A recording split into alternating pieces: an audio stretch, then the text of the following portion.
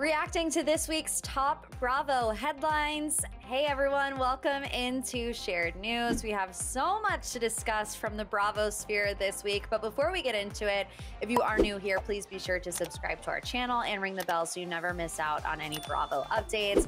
As always, I'm your host, Morgan Ride, today joined by Kayla G. Kayla, should we start with the Real Housewives of New Jersey or Vanderpump Rules? Let's go Real Housewives, because I'll get kind of too amped up with the whole scandoval. I get heated. So I think let's start out with New Jersey. Okay, yes. So this week, the big talking point with the Real Housewives of New Jersey, we got the reunion trailer and it looks intense. You think Melissa put you in jail? Oh my God. I spoke to the FBI because of what you've done.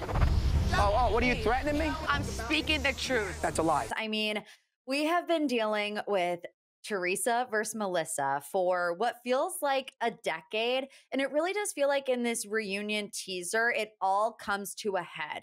Everything else that we've been seeing online too is that there's this stalemate. There's pretty much an ultimatum from, at least the way I understand it, from Teresa's side of things, where if Melissa comes back, Teresa is not going back. Now, one of the most memorable moments, I think, in the trailer is when Teresa says to Melissa, Can't wait to never look at your face again after today. Oh, why? Where are you going? You're leaving. Oh, I am? So Kayla, what is your thoughts on that? Teresa just flat out saying in the trailer that Melissa is going to be gone after this season. And B, do you think ultimatums ever work with Bravo? My jaw was on the floor when Teresa basically publicly tried firing Melissa on the reunion and doing that right in front of Andy. I mean, it's quite the power move. Knowing everything we know about Teresa, it's not surprising. I mean, we know that they're on pause and no contracts have gone out from the last reports at least. And so it's a really big question mark of, are they going to try to bring these two back together? So many people, when they go and watch What Happens Live, when asked about the Melissa and Teresa, they don't think there's anywhere to go with it. So that means they have to choose one. And Teresa is the longest standing housewife, but maybe there is a reason why housewives haven't gone this long, because there needs to be that evolution. And I know it's a hot topic, but as a team Melissa myself, I loved watching the trailer. Her and her little lip gloss, she's ready to go. It was made for memes. And I'm not so sure how the ultimatum's gonna work out for Teresa. There are still very, team tree, I think they call them tree huggers, right? Is that the Teresa fandom? And so I don't know what's going to happen. I think something big, there's going to be a shift, but I just don't know what that looks like. Selfishly, what I want to happen is I want Melissa to have the spotlight a little bit, and maybe Teresa just goes away for a couple seasons, makes a grand return. We know we all love that kind of, entrance like that of an OG housewife. Tamara, I don't know. What do you think? I know she wasn't. Yeah, I know Tamara wasn't on season 1 of Orange County, but still, it's kind of like this comeback moment where, everybody was saying, she's got to go. And then as soon as she's gone, you miss her. And I kind of feel like that's what would happen if Teresa left. And this might be a hot take, but I don't think there's a show without both of them. So for however much they both want to be, not to quote Jax Taylor, but the #1 girl in the group, I really feel like the family dynamic is what makes Jersey interesting. However, I do think that this particular conflict is so overdone between these two that if the conflict is going to continue, then I don't want to see it. I want to see resolution. I want to see them going on trips together. However, I don't think that's going to happen, especially with Louis entering the mix. Give me your overall opinions on Louis, specifically to this trailer. We see him talking about how he's got a folder on everyone. Still question marks on whether or not he hired Bo Dietl to dig up dirt. I mean, what's your take on Louis? I 100% think that what he said initially in the show is the truth, and that he did hire them and has a file on all of them, which I think is funny because they're so at Marge for doing the exact same thing.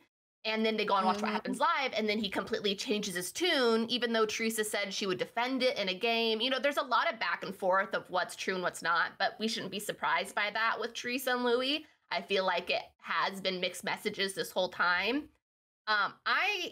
I'm a little scared for Teresa. I personally see Louis as a red flag. There's a lot of question marks there that just make me nervous for her. And I know they're in their love bubble. And I really, really hope I'm wrong. But I'm a little nervous about them as a couple. And, you know, we saw her lie about Joe Gorga for seasons and seasons and seasons. So it's hard for me to take Teresa's word of like, everything's perfect. There's no temper inside their relationship. I don't know. It just...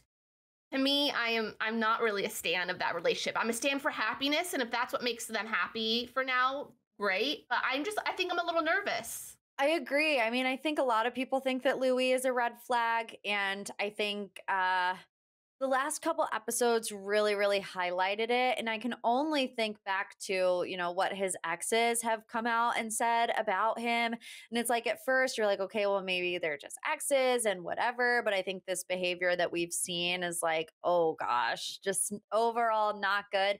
And if you're seeing that on camera, like, can you imagine what you're not seeing on camera? Exactly. I know it's a really, really sticky situation, but do you have any predictions for what is going to happen maybe at the end of the reunion for Teresa and Melissa? I think it's going to be even worse than when it started. Like the beginning of the reunion to the end of the reunion. I mean, from what we're hearing from Andy and other kind of little spoiler sites, it just seems like it was just a really toxic reunion and just they both came to fight it out. And it's sad at the end of the day because it is family and I feel for them so much, especially since they don't have their parents. So I mean, I want to be hopeful, but I'm not. I'm actually curious. What do you think? We did also get the Teresa wedding episode this week.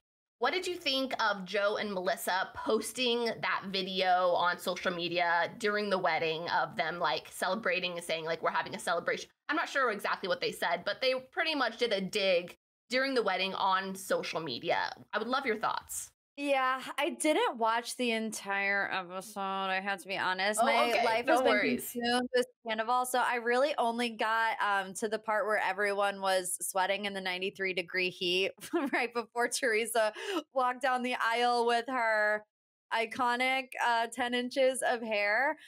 Yes. But, you know, that's also one of those things where it's just like, in my opinion, unnecessary. And even though I tend to side with Melissa, I feel like, you know, nothing good is going to come from posting something like that. So if you don't want to be accused of stirring the pot, then don't stir the pot. Otherwise, you are going to be accused of it. So going from one toxic reunion to another, let's talk about Vanderpump Rules because it is the #1 show right now. I think I saw over 2 million people watch the reunion live, which is insane. It's a series high. And I can imagine, obviously, the numbers are going to grow with next day watching. Let's start with the one-on-one sit-down interviews. You know, we see Andy just with Tom. We see Andy just with Ariana and just with Raquel. We didn't get a whole lot of information from those yet, but what do you make of them doing those one-on-one sit-down interviews? I think it was needed. It's actually what I was picturing when like those came out, like there's gonna be individual interviews. I actually thought it was gonna be Tom and Raquel in an interview and then Ariana interview. So I'm really glad that Tom and Raquel didn't do one together because just like vomit, right? I don't think anyone really wants to see that. But I think Ariana is doing so well. And, you know, she has the receipts with those text messages and the way she described Tom of like coaching Raquel. And also, this is the first reunion where Katie and Ariana are not sitting next to the Toms. And the way she said, like, normally I'm the one who's a translator, you know, and I feel like Katie does the same thing for Schwartz. And without this translation from the girls, you know, the Toms are just like spiraling downhill. And I don't think we realized how much of just the Toms suck. Because they're, you know, Katie and Ariana really like protected them. And I think we're like, kept them in line a little bit. I don't know. What did you think? Yeah, I mean, look, tension is running so high. I watched the pumped up version on Peacock. So Me too. I know a lot of people were complaining because, you know, every explicit word was bleeped out and you couldn't even understand like what their sentences were trying to say because obviously it was edited for cable television. The parts that I found super interesting was we get this added scene in the pumped up version where Sheena, there's this deleted scene from the finale where Sheena says that Raquel told somebody that Tom Sandoval is the one that planted the seed that they were in an open relationship in April. So when you look at that and you say, oh my gosh, they were at Coachella and Tom Sandoval was already telling Raquel in April that they were in an open relationship. To me, that's like Tom Sandoval was playing the long game with Raquel. Oh, They yeah. didn't actually hook up until the end of August, and you say that in April. So your whole spiel of this kind of, oh, this just happened and I couldn't control myself. It's like, no, you planted the seed, 3 or 4 months ago. And then later it comes to fruition. I thought that was really bad for Tom. I also thought it was really bad that they didn't have their timeline straight. I mean, in the sit down interview, Tom Sandoval says Schwartz found out in January. Then they get on the stage and Schwartz says he found out in August. And it just makes both Toms look like liars. It makes them look like liars. Tom, when did you find out that they're f***ing, dude? Late August. He told me that. August? Yeah. Oh, What? no. That's Did when you you guys told not me. put your timelines together to match? I want to ask you what your opinion was of Lala and James Kennedy. King and queen. They are carrying the reunion on their backs. Be honest. I'm being honest. You backstabbing hoe. Get in my face again, I'll you up, mother. I'll you up so quickly, Tom. You're a worm with a mustache. My cards. Like, the one-liners that we heard from the teaser, they hit just as hard as we're watching it.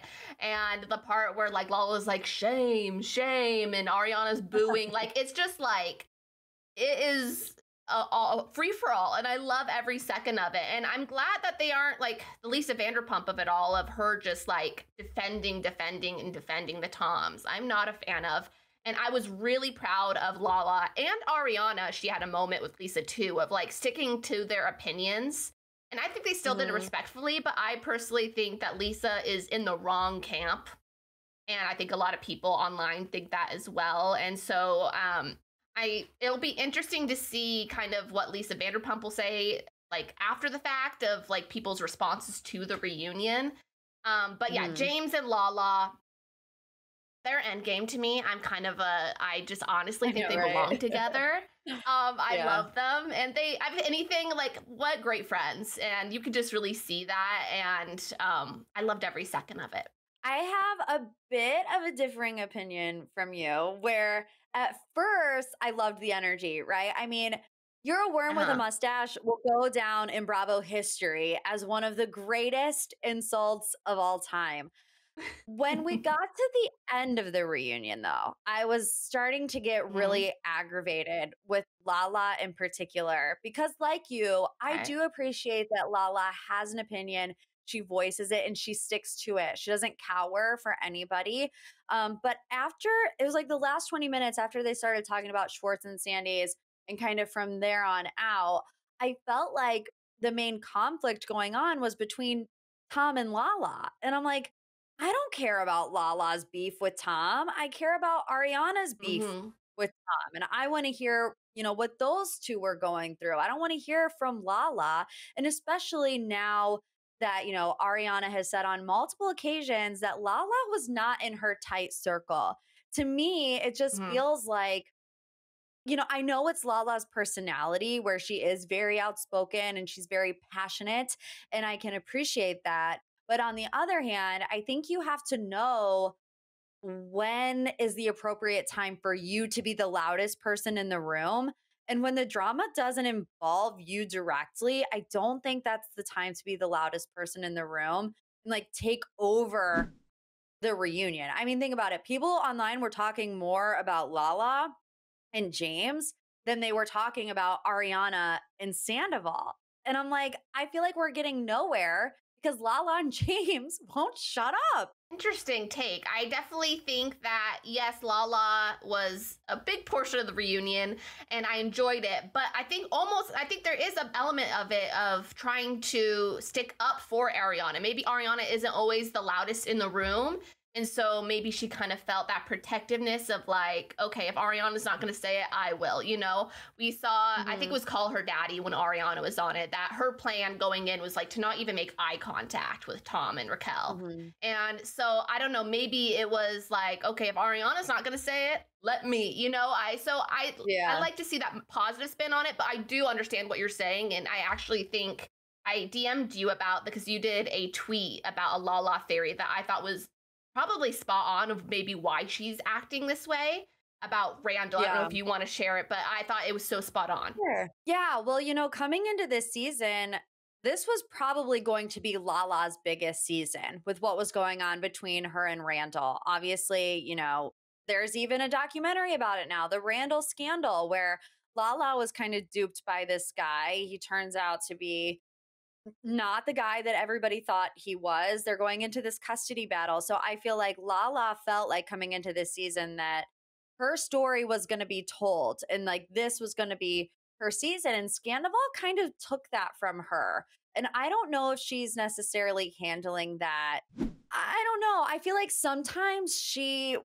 always going to tell you her opinion, but I feel like this in particular, she wants to be heard because her story was not heard. And I don't know if it's like subconsciously she's doing that or if she knows, you know, like I feel like my thunder was kind of stolen by Scandoval. So I'm really going to make sure that people hear me. But I don't know. That's just my personal opinion. I did hear her on Jeff Lewis live say that she was upset, you know, that people didn't get to see what was going on with her and Randall. When you think back to the first 3 episodes, what were they about? It was about Lala and Schwartz not being able to be friends because Schwartz was still friends with Randall. So I really saw it going down that road. And now that we've kind of really taken a hard left, I think Lala is trying to make up for that.